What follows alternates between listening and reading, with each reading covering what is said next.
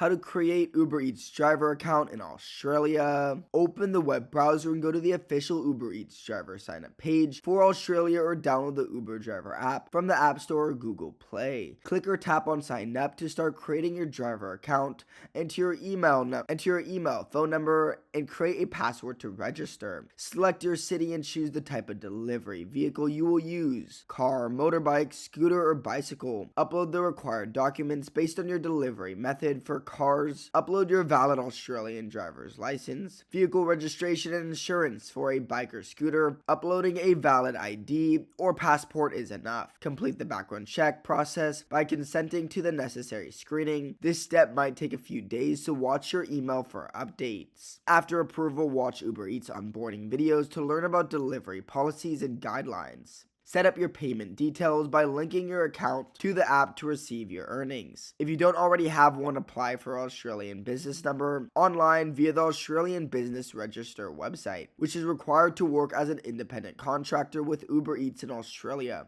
Once your ABN is received, add it to the Uber driver app under your tax settings to ensure compliance and proper payment processing. Your account will then be ready and you can start accepting delivery requests with Uber Eats in Australia. Subscribe.